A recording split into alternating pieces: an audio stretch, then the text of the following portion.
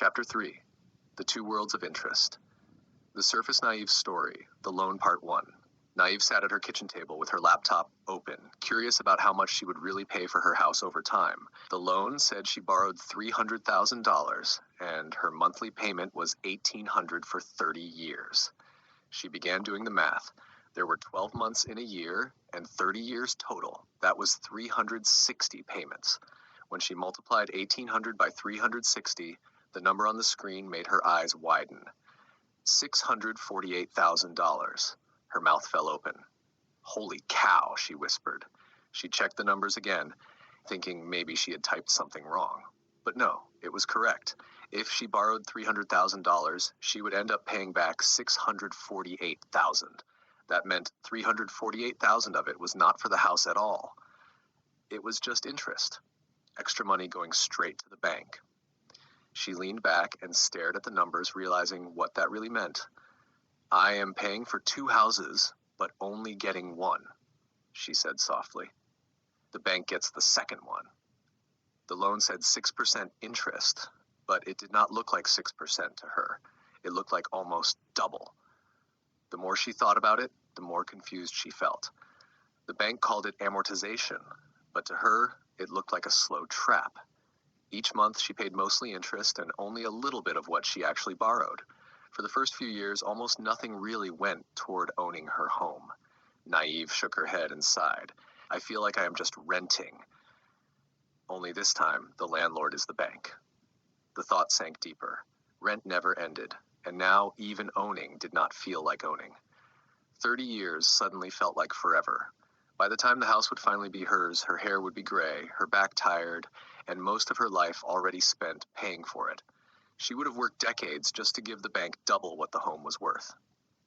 She stared at the glowing numbers on her screen and whispered, "I will be paying forever." No wonder people worked all their lives just to pay off one house. She imagined what was really happening with her payments. Every month she sent her money to the bank. The bank did not just hold it. It used that same money again, lending it to someone else and charging them more interest. The bank's money kept moving and growing while hers kept leaving her account. That was when it hit her. The bank was not working harder than her. It was not smarter, faster, or stronger. It just understood how to make money move. She realized the bank owned her home until the very last payment. She could live there, decorate it, and call it hers. But if she ever missed too many payments, the bank could take it back. Her coffee had gone cold again. She wrapped her hands around the mug and thought quietly to herself. For the first time, she began to wonder what it would feel like to be on the other side, not the one paying interest, but the one earning it. What if my money could grow like the bank's does? She thought. The question stayed in her mind long after she closed her laptop. Maybe the goal was not to escape the system at all. Maybe it was to finally learn how it really worked and start playing it her way. Naive leaned back in her chair, trying to wrap her head around paying forever for her own home. That was when she remembered her parents. They had lived in the same house for over 30 years, and she always assumed they had finished paying it off a long time ago. Yet somehow she knew they were still making mortgage payments. She decided to ask, "Mom, Dad, how many times did you refinance your house?" Her dad smiled. 3 times. "Why?" she asked. "The first one was to lower the interest rate," her mom explained. "The second was so we could borrow a little more to send you to college. And the third was to fix the roof and combine all our debts into one low payment." Naive blinked. Her mind was racing. "How much was your house worth when you first bought it?" "About $150,000, they said. "And now, how much is your mortgage?" $250,000, her dad replied. Her eyes widened. "Wait, what? How is that possible?" "And the payment?" she asked, already imagining the spreadsheet in her mind. "About $1,300 a month on average over the past 30 years, her mom said. Naive pulled her laptop closer and started typing, numbers filling the screen.